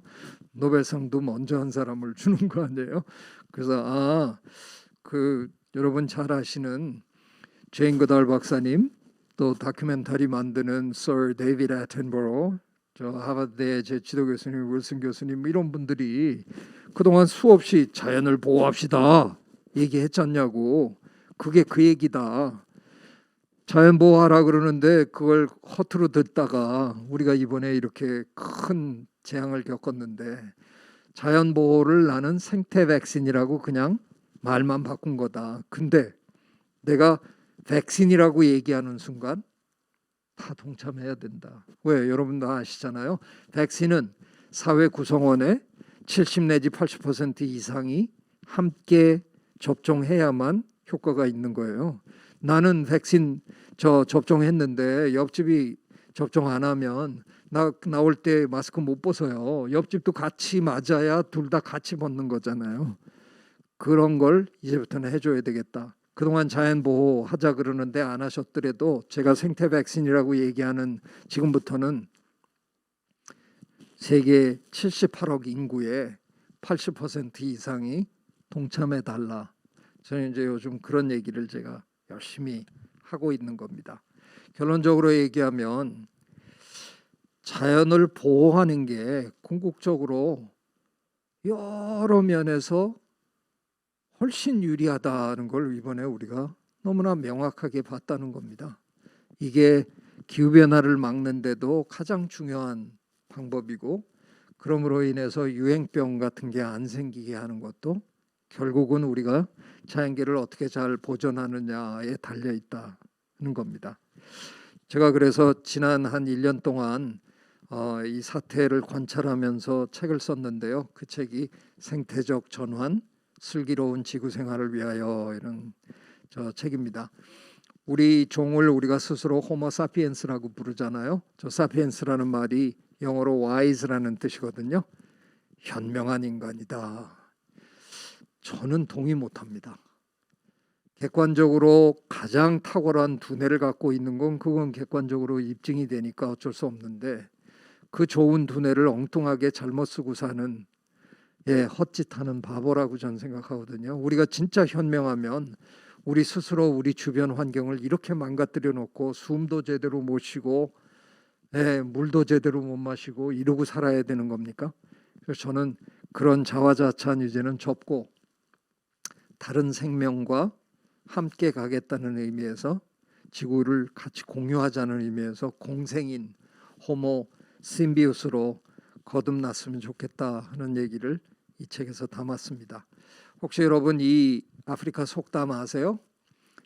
빨리 가려면 혼자 가지만 멀리 가려면 함께 가야 된다. 그런 속담이에요. 우리 그동안 뭐 가끔 이 속담 얘기했어요. 근데 우리가 얼마나 이 속담의 뜻을 제대로 알고 했는지는 저는 약간 의심하고 있습니다. 근데 이번에 우리가 이게 무슨 뜻인지 저는 굉장히 정확하게 배웠다고 생각해요. 제가 하나만 얘기를 해볼게요. 옛날에 우리가 백신을 만들어 놓고 누가 먼저 맞을까를 사회적으로 논의해 본 적이 있을까? 제가 여러 군데 뒤져봤는데 그런 증거가 별로 없더라고요. 옛날에 아마 권력 있는 사람들, 돈 있는 사람들이 먼저 맞고 미처 못 맞은 불쌍한 사람들은 계속 죽어나가고 뭐 이러면서 이렇게 어떻게 끝났을 거예요. 근데 우리는 이번에 백신을 만들어 놓고 사회적으로 이 논의를 했습니다. 요양원에 갇혀 계시는 어르신들부터 먼저 맞히는 게 좋겠습니다. 환자들 돌봐야 되는 간호사 선생님들이 먼저 맞아야 될 것 같습니다. 사회적으로 우리가 이런 논의를 했다는 것 자체가 저는 어마어마한 진보라고 생각합니다. 우리 사회가 그만큼 성숙해 간다는. 근데 그 성숙의 배경에는 우리의 이해가 있었습니다. 나만 맞는다고 우리 사회가 정상으로 돌아간다는 게 아니잖아요. 부자들만 맞았다고 해서 그 사람들이 막 돌아다닐 수 있는 게 아니잖아요. 우리 사회의 모든 계층이 부자, 돈이 있건 없건 권력이 있건 없건 상관없이 모든 계층이 전부 바이러스로부터 자유로워져야만 우리 사회가 모두 함께 정상으로 돌아갈 수 있다 하는 것을 우리는 이번에 분명히 봤습니다. 저는 이건 굉장히 소중한 배움이라고 생각해요. 저는 희망이 있다고 생각합니다. 경제학 분야 중에 행동경제학이라는 분야가 있습니다. 그 행동경제학자들이 세계 여러 곳에서 지난 한 20여 년 동안 연구를 해봤는데 우리 인간 세계에는 기본적으로 세 부류의 사람이 있답니다.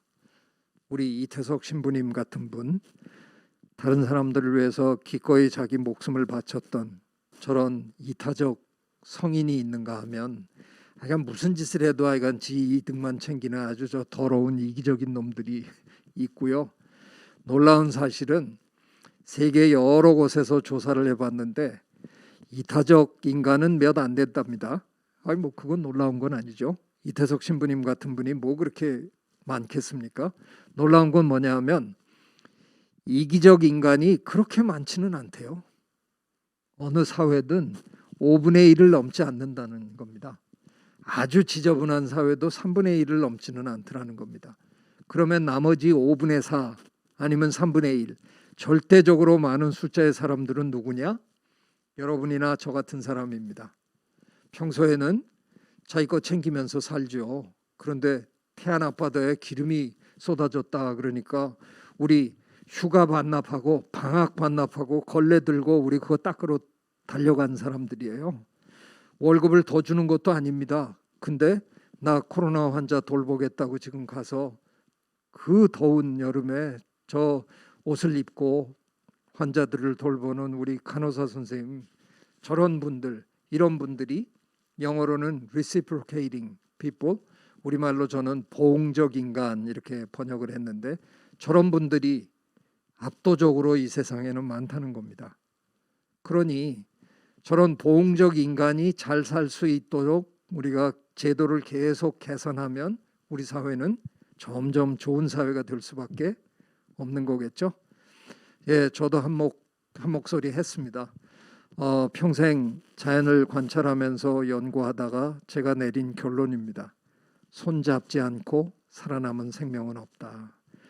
그동안 우리 생물학자들이 너무 자연을 험악한 곳으로 자꾸 표현을 했어요. 생존, 투쟁, 약육, 강식 막 이렇게 했는데 뭐 그것도 벌어지는 일이지만 더 세심하게 자연을 들여다봤더니 자연은 서로 돕고 사는 곳이더라고요. 짝이 있는 자들이 아직 짝을 맺지 않은 자들을 물리치면서 사는 곳이 자연이더라고요. 네, 저는 우리 인간 세계도 이런 식으로 앞으로 계속해서 변해가리라고 긍정적으로 생각하는 사람입니다. 제가 요즘 교육계에 좀 쓴소리를 하고 있습니다. 아니 이렇게 험악한 경험을 우리가 1년이 넘도록 이렇게 하고 있는데 요즘 뭐 저 영화에 나왔던 표현이라 그러죠. 무엇이 중요한디 해야 되잖아요. 아니 이런 상황에서도 여러분은 꼭 국영수만 배워야 됩니까? 국영수만 중요합니까?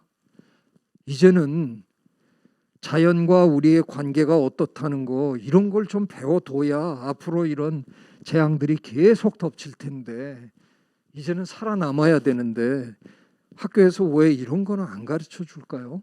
저는 가르쳐야 된다고 생각해요. 제가 멸종 위기종이라고 부르는 교사 선생님들이 있습니다. 환경 교사 선생님들인데요. 김대중 정부 때 만들어져서 한때 굉장히 많았는데 다 없어지시고요. 지금 전국에 20몇 분 남았어요.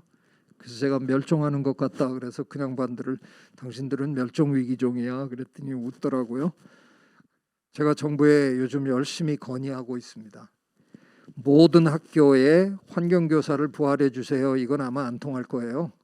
그렇게 하려면 교육 제도를 막 다 바꿔야 되고 교사 임용 제도가 바뀌어야 되고 뭐 난리가 난대요. 그래서 그렇게까지 하지는 마시고 대한민국의 모든 초, 중 등 학교에 환경 담당 교사를 한 사람 지정을 해달라. 그리고 그분에게 충분한 예산을 지급해달라. 그러면 그분이 알아서 학생들이랑 같이 환경을 위해서 뭔가를 할 거다. 제가 전국의 고등학교를 참 많이 강연을 다니는데요. 가보면 꼭 그런 선생님들이 계세요. 거의 모든 학교에 나름 노력하고 계시는 선생님이 계십니다. 저는 이거 입시 과목으로는 만들지 말아달라고 좀 열심히 당부했습니다. 입시 과목으로 만드는 순간 여러분은 외우고 시험 답 맞추고 끝나지 뭐 실제로 자연하고 관계를 개선하는 일은 안 할 거예요. 그러나 그런 분이 계셨으면 좋겠다 싶어요. 저 요즘 제가 좀 하고 있는 일이 있어요. 제가 고향이 강원도 강릉인데요. 강릉의 작은 운산분교라는 작은 학교 학생 수가 그저 40명 조금 넘습니다. 40명밖에 안 되니까 코로나 사태 내내 저 학교는 한 번도 문을 닫은 적이 없습니다. 그냥 언제나 등교합니다. 우리가 학생 수가 많으면 학교를 못 가지만 학생 수가 60명 미만이면 다 학교 갑니다. 그래서 저는 요즘 학생 수가 줄어들면 자꾸 교육부가 그 학교를 문을 닫으려 그러는데 저는 그러지 말고 큰 학교를 자꾸 쪼개서 60명 미만의 학교를 많이 만들었으면 좋겠다. 요즘 그걸 또 열심히 떠들고 있는데요. 저기 가서 저 학생들한테 제가 칠판에다가 지속 가능성 이렇게 턱 쓰고 설명하고 뭐 이런 거 안 합니다. 그냥 나가서 저 묵론에 가서 뒷산에 가서 같이 놀면서 자연 관찰하고 들어와서 또 그거 갖고 서로 얘기하고 저는 믿는 게 지금 자연에 대해서 우리가 너무 모르기 때문에 자연을 이렇게 자꾸 해치고 살거든요. 제가 평소에 늘 많이 하는 말이 알면 사랑한다라는 말을 하고 살거든요. 알면 상대에 대해서 충분히 많이 알면 우리는 사랑할 수밖에 없습니다. 불행하게도 여러분 학교에도 아마 왕따 현상이 없지 않아 있겠죠. 근데 여러분 한번 이렇게 생각해 보실래요? 그 왕따를 당하고 있는 그 친구에 대해서 내가 너무 많이 안다. 그러면 그 친구를 왕따시킬 수 있어요? 학교에서 막 따돌림 했는데 집에 가는데 갑자기 걸어가는데 저 앞에 그 친구가 걸어가요. 좀 민망해서 만나면 안 될 것 같아서 좀 천천히 걸으려고 그랬는데 어떡하다가 이렇게 골목을 휙 돌았는데 그가 거기 서 있어요. 서로 인사하고 너 어디 사니? 뭐 이러다가 그날 걔네 집에 가서 놀고 그 다음날 우리 집에서 놀고 뭐 이랬어요. 걔에 대해서 너무 많이 알게 됐어. 근데 그 다음날 학교에서 내 친구들이 걔를 괴롭혀. 여러분은 못해요. 그러면 마음이 너무 아프고 그 아이를 감싸주고 싶어지고 그래서 저는 알면 사랑하게 된다고 아주 굳게 믿고 삽니다. 자연도 마찬가지입니다. 자연에 대해서 우리가 너무 몰라서 자꾸 자연을 해치는 거거든요. 그래서 저는 그냥 자연에 대해서 좀 알아가는 이런 교육을 우리 다시 해야 된다고 생각해요. 너무 오랫동안 대한민국의 어린이 젊은이들은 너무 자연과 떨어져 있는 상태로 살아온 것 같아요. 그래서 좀 이런 걸 우리가 부활했으면 좋겠다는 생각에서 제가 열심히 요즘 하고 있고요. 또 제가 요즘 되게 팔 걷어붙이고 하는 일이 있습니다. 여러분은 우리나라 헌법 제1조를 아십니까? 제1조 1항은 대한민국은 민주공화국이다. 2항은 대한민국 주권은 국민에게 있고 모든 권력은 국민으로부터 나온다. 제가 3항을 하나 만들고 싶어서 요즘 열심히 노력하고 있습니다. 얼마 전 프랑스는 국가 차원에서 기후 변화에 대응한다 하는 걸 헌법에 넣겠다고 하원을 통과시켰어요. 근데 프랑스는 상원이 있는데 상원이 되게 보수적이에요. 그래서 아마 상원을 통과하는 거는 좀 쉽지는 않을 것 같아요. 저 우리나라에도 이거 한번 해보고 싶어요. 그래서 제가 3항을 만들었습니다.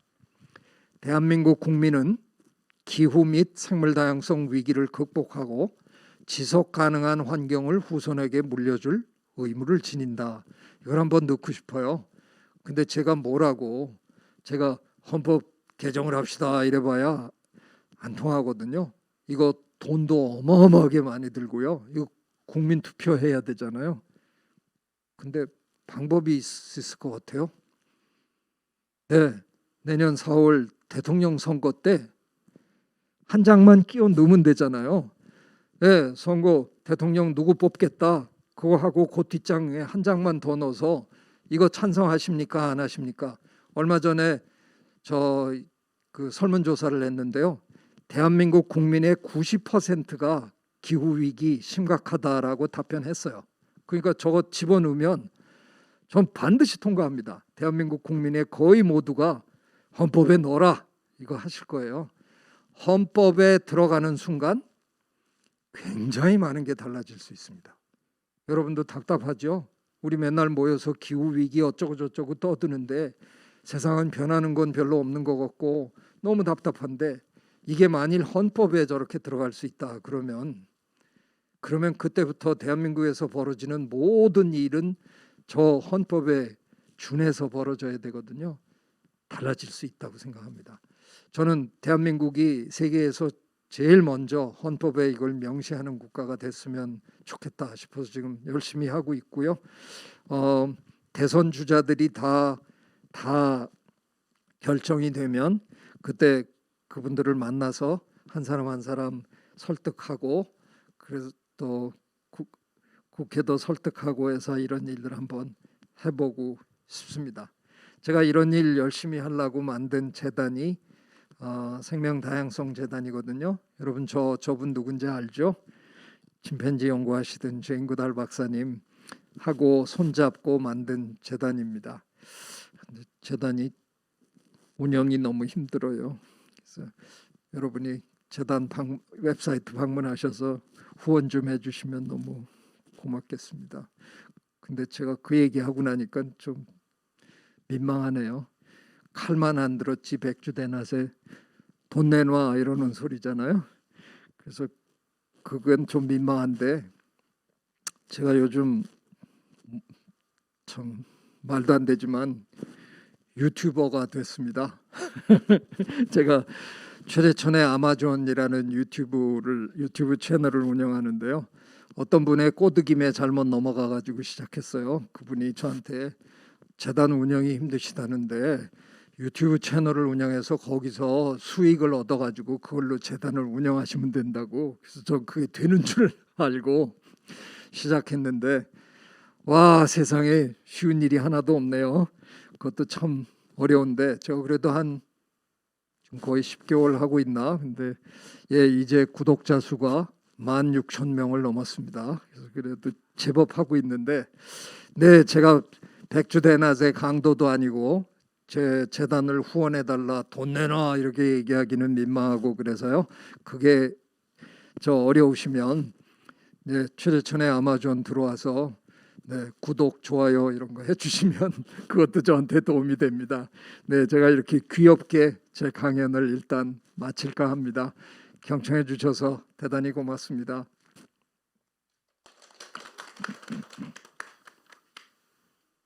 네, 교수님 정말 잘 들었습니다. 특히 교수님이 하신 말씀 중에서 자유는 돕고 사는 것이라는 그 말이 정말 마음에 와닿았고요. 자, 그럼 남은 시간 동안 우리 학생들이 각자 돌아가면서 오늘 강연을 들은 후에 짧은 소감과 함께 교수님께 함께 여쭤보고 싶었던 질문도 하고 다양한 소감도 한마디씩 해보도록 하겠습니다. 먼저 서유경 학생 먼저 차례대로 질문해 주시기 바랍니다. 먼저 교수님의 뜻깊고 유익한 강연 감사드리고요. 이어서 질문 바로 드리겠습니다. 계속 이렇게 지구 온난화가 지속되고 있는데 계속 이렇게 지속이 계속되면 지금 현재 우리 생명체들에게 남아있는 시간은 대략 몇 년 정도가 되나요? 어이고 그걸 알면 뭐 제가 돗자리를 깔 텐데 정확하게 알 자신은 없고요. 제가 일화를 하나 소개할게요. 여러분도 혹시 사피엔스라는 유명한 책을 아시죠?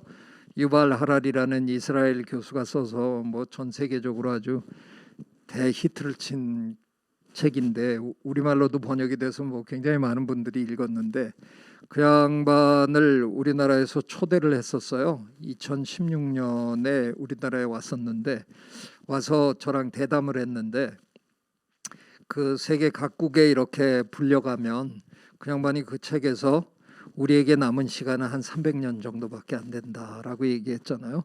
그 얘기를 하면 다들 놀래가지고 아이 300년이면 이제 얼마 안 남았는데 어떻게 그런 얘기를 하시냐 뭐 이러면 이제 대담을 하고 뭐 이러는 건데 그 얘기로 시작을 하는데 제가 뭐라고 받아쳤냐면 뭐 300년까지 걸리겠느냐 나는 이번 세기 안에 끝장나도 전혀 놀라지 않겠다 그랬더니 유발 하라리 교수가 저한테 아니 100년도 안 되는 시간에 그게 어떻게 가능하냐 그래서 제가 설명해주고 뭐 둘이 되게 재밌었어요. 그냥 그 일화를 얘기하는 걸로 제 답변을 할 건데요. 저는 그거 농담으로 한 얘기가 아닙니다. 지금 우리가 하고 있는 이 짓을 바라보고 있으면 이번 세기를 못 넘길 수도 있겠다 하는 정말 끔찍한 상상이 자꾸 돼서 마음이 많이 무겁습니다. 물론 그런 일은 없어야 되는데요. 지금 이런 식으로 지구의 온도가 막 상승하고 생물 다양성이 사라지고 막 이러다가 보면 정말 아까 제가 젠가 얘기를 했지만 어느 순간에 이 모든 게 확 무너져 내릴지도 모른다 하는 그런 굉장히 끔찍한 생각이 가끔씩 들어서요. 좀 무겁지만 저는 그런 답변을 드릴 수밖에 없네요.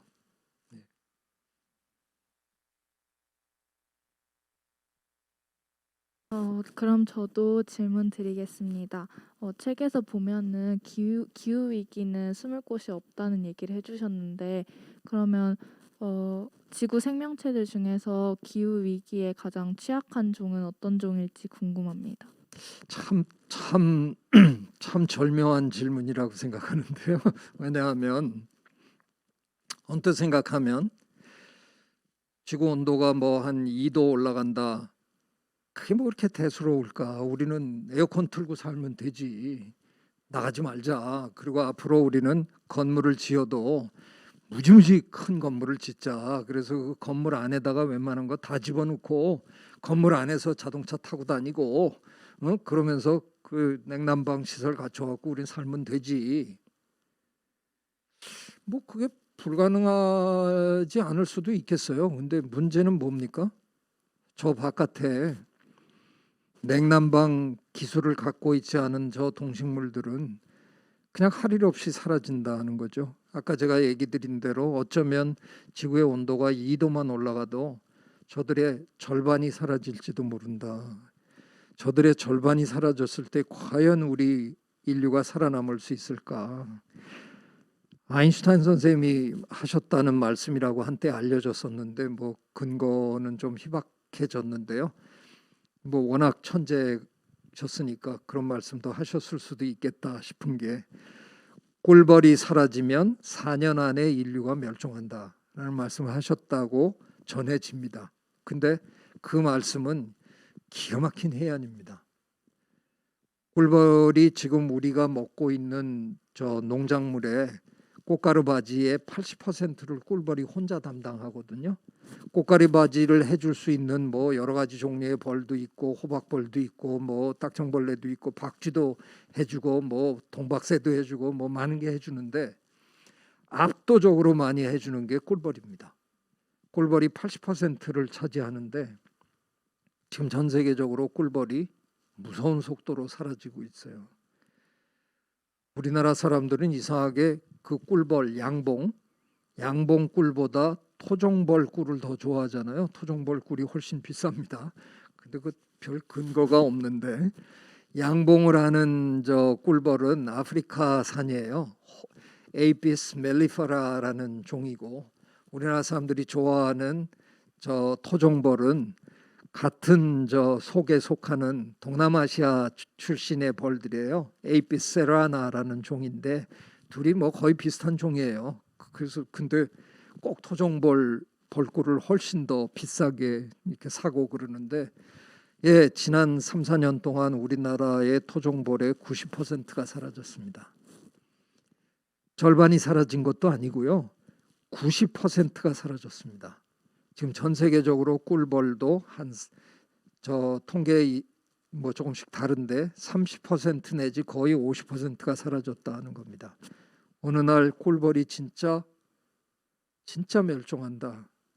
그러면 어마어마한 식량 대란이 벌어지는 겁니다. 저는 가끔 이 식량 대란 상상을 해보면요. 소름이 쫙쫙 끼치는데 물이 부족하면 바닷물을 뭐 담수화한다 어쩐다 우리가 여러 가지 해볼 게 있을 거 아니에요.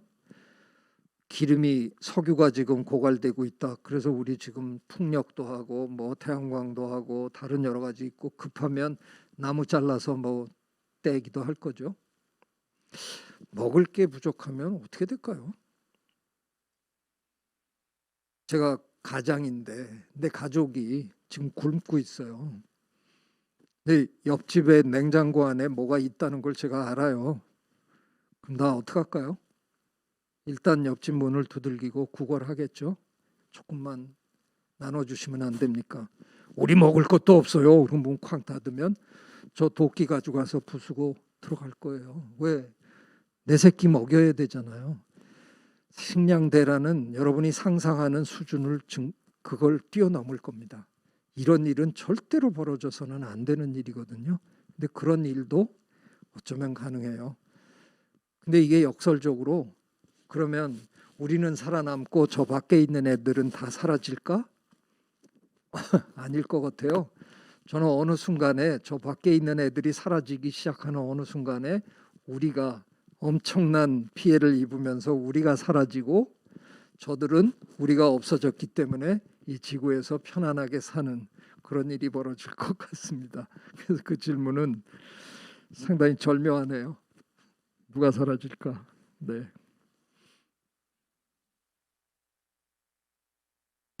다음 질문 받겠습니다. 그럼 저도 이어서 질문 드리겠습니다. 교수님 강의를 듣기 위해서 여러 가지 자료들을 보면서 생태 감수성이라는 단어를 보게 되었는데요.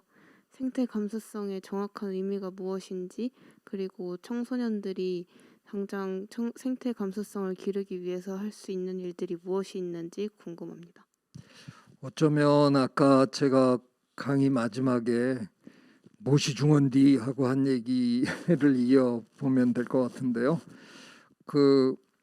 우리 사회는 참 좀 이상한 게 저는 있다고 생각하는데 뭐 예를 들어서 양자역학에 대해서 나는 양자역학이 뭔지 진짜 모른다. 그런 얘기는 너무 쉽게 해요. 실제로 대학 다닐 때 과학계통 전공을 한 사람도 사회에 나와서 한 10년, 20년 살다가 어느 날 주변 사람들한테 아무렇지도 않게 아유, 나 그 뭐 나노과학 뭐가 뭔지 아무것도 모르겠어. 전혀 창피함을 몰라요. 근데 고호와 고갱이 같은 사람인가요? 뭐 이렇게 묻는데 그거 대답 못하면 저렇게 무식한 사람이 있냐. 왜 미술가는 꼭 알아야 되고 과학은 몰라도 되나요? 사실은 과학에 대해서 이제는 제대로 알아야 이 시대를 살아갈 수 있는 사람인데, 저는 과학 중에서도 이제는 우리가 우리의 생명이 걸려 있는 이 생태계에 대한 지식을 일반인들도 어느 정도 수준으로 다 갖고 있어야, 그래야 이제 앞으로 우리가 이런 재앙들이나 이런 거를 충분히 대비하고 살 수 있는 그런 시대를 맞이할 수 있다고 생각하거든요. 그래서 저는 그동안은 제가 몸담고 있는 이 분야, 생태학이라는 분야, 영어로는 이콜로지라 그러는데 진짜 별 볼 일 없는 분야거든요. 뭐 생태학 박사학위 했다고 해서 그래서 뭐 직장이 기다리고 있는 것도 아니고, 생태학 열심히 한다고 뭐 돈이 갑자기 어디서 쏟아지는 것도 아니고, 참 뭐 가난한 학문이고 별 볼 일 없는 학문이었지만, 저는 이제는 굉장히 중요한 학문이 될 수밖에 없다고 생각해요. 자연을 제대로 이해하지 못하고 과연 우리 인류가 이제 제대로 된 삶을 살게 될까? 저는 굉장히 힘들어질 거라는 생각이 들어서, 이제는 모두가 모름지기 현대인이라면, 모름지기 교양인이라면 반드시 갖춰야 되는 기본적인 지식이나 그런 수준이 생태에 관련된, 자연에 관련된 그런 부분이라고 생각해서, 그런 정도의 그 수준은 갖춰야 된다는 의미로 생태 감수성, 앞으로 아마 여러분들이 굉장히 자주 듣게 될 거라고 생각합니다. 당신은 생태 이거에 대해서 그렇게 모르세요? 그런 게, 자연에 대해서 모르는 게 자랑이 아니라 조금 부끄러워지는 그런 세상이 이제 앞으로 열릴 거라고 저는 생각합니다.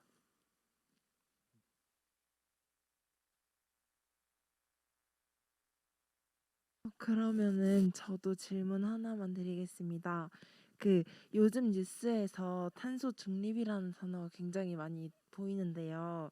그 탄소 중립이라는 단어가 어떤 의미인지 그것도 궁금하고, 이렇게 기후 위기나 지구 온난화 문제에 있어서 탄소가 왜 이처럼 중요한 문제인지를 여쭙고 싶습니다. 네, 탄소 중립이라는 말은 영어를 우리가 번역한 말이잖아요. 원래 영어 저 표현은 carbon neutral이라는 표현인데, 이 neutral이라는 단어를 어떻게 번역할까 그러다가 아마 누군가가 뉴트럴이니까 중립이라 그러자. 근데 사실은 그 뉴트럴이라는 표현은 우리가 하고 있는 인간의 활동이 탄소를 자꾸 배출하는 활동을 하고 있는데, 그거를 배출하지 않게끔, 그러니까 내 활동으로 내가 활동하기 전에 탄소의 수준과 내 활동으로 인해서 변화하는 탄소의 수준이 뉴트럴하게 같게 만들자라는 뜻이거든요. 탄소 중립이라 그러니까 약간 느낌이 좀 잘 안 오죠. 그래서 이게 한마디로 얘기하면 탄소 제로를 얘기하는 거죠. 그래서 2050년이 되면 대한민국 정부도 2050년 탄소 중립 이루겠다고 선언했잖아요. 뭐 우리만 선언한 게 아니라 세계 선진국들은 다 선언했습니다. 그러니까 2050년이 되면 우리 인간이 하고 있는 활동이 대기 중에 탄소의 양을 더 이상 올리지 않도록 살아가겠다라고 선언한 거죠. 결코 쉬운 일이 아닙니다. 근데 시간은 자꾸 흘러가잖아요. 과연 우리가 해낼 수 있을까? 해내야 합니다. 그런데 이게 과연 실현될까? 걱정은 많이 됩니다. 이제 그렇게 하려면 우리의 생활 모든 곳곳을 다 개선해야 되거든요. 과연 우리에게 그런 의지가 있느냐? 언뜻 생각하면 그렇게 하다 보면 되게 불편해질 것 같은데, 저는 그래서 제가 하는 이런 환경 관련 강의의 강연 제목으로 저 제일 많이 쓰는 강연 제목이 아주 불편한 진실과 조금 불편한 삶, 이런 제목으로 제가 강연을 많이 합니다. 아까 말씀드린 대로 엘고가 얘기했던 불편한 진실보다 지금 진실은 점점 불편해지고 있어요. 지금 아주 불편해요. 이대로 가다가 큰일 납니다. 근데 그거를 해결하는 방법이 어느 날 갑자기 어떤 어떤 과학자가 한꺼번에 지구 이 문제를 해결해 주는 기술을 탁 개발한다. 그럴 수도 있겠죠. 그러면 얼마나 좋겠어요. 근데 그럴 가능성은 그렇게 커 보이지는 않고요. 우리 한 사람 한 사람이 내 삶을 조금만 불편하게, 그렇다고 제가 아주 그냥 우리 요즘 TV에서 유행하는 자연인처럼 그냥 모든 걸 다 내려놓고 그렇게 살자 이렇게 얘기하는 게 아니라 우리의 삶을 적극적으로 긍정적으로 약간만 불편하게 하면 굉장히 달라질 수 있어요. 저는 제 연구실에 매일 걸어갑니다. 왕복하면 한 7km 되거든요. 그러니까 7km를 매일 걷는데 그렇게 걸으면 10,000보가 넘어요. 우리 하루에 10,000보 걷기 뭐 얘기하는데 저는 매일 그걸 하고 있고요. 그래서 이런 얘기하기 좀 민망하지만 제가 그래도 이제 나이가 좀 있는데 저는 평생 고등학교 시절이나 뭐 이럴 때 늘, 요즘은 잘 그런 표현들 안 쓰는데 늘 빼빼였어요.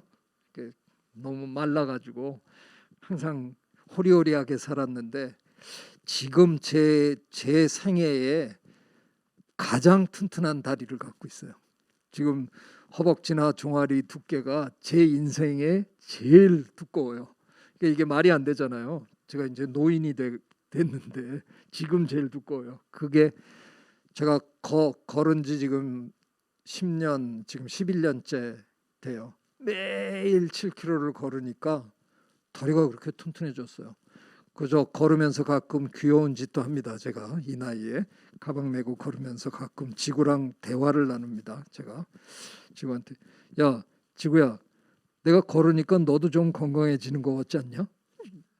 지구가 뭐 대답은 안 하는데 걸으니까 제가 건강해지는 건 제가 느끼거든요. 옛날보다 훨씬 건강해졌어요. 근데 제가 걸음으로 해서 지구도 약간 건강해진 질이라고 저는 믿는 거죠. 이렇게 걸어 다니고 되도록이면 저 차 많이 안 움직이고 가능하면 저 대중교통하고 저는 오늘도 뭐 저 지하철 타고 걸어서 여기 들어왔고요. 그런 일들을 한다든가 제 가방 안에는 작은 접는 장바구니가 있습니다. 언제나 갖고 다닙니다. 동네 가게에 가면 가능하면 거기서 주는 플라스틱 봉지 이런 거 안 쓰려고 제가 언제나 꺼내서 여기다 넣어 갖고 가겠다고 뭐 이런 일들을 작은 일들이라도 하여간 하려고 제가 되게 그래도 애쓰고 삽니다. 그러다 보면 좀 나아지지 않을까 그런 생각에 열심히 하고 있습니다.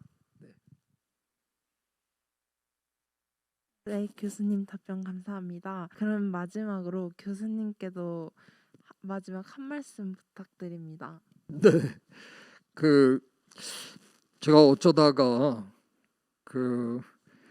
코로나19 일상회복지원위원회라는 거에 공동위원장이라는 아주 중책을 맡았거든요. 이게 김부겸 국무총리님하고 둘이 같이 공동위원장을 하는데 조마조마합니다. 이게 잘못되면 제가 참 욕을 많이 먹을 것 같은데 뭘 안다고 가서 막 완화시키더니 그냥 사람들이 병원에 뭐 가야 되고 뭐 어쩌고저쩌고 이러면 참 큰일인데 저는 언젠가는 우리가 이렇게 가야 된다고 초창기부터 얘기했거든요.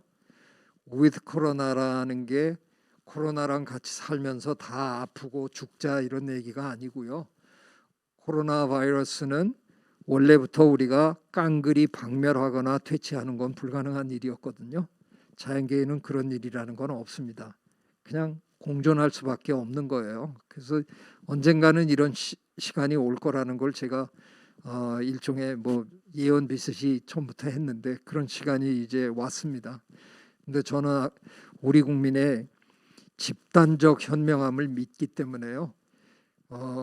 이런 일을 일상으로 회복한다 그러니까 전 국민이 갑자기 마스크 다 집어 던지고 그냥 다 부둥켜 안고 뭐 이런다는 게 아니거든요.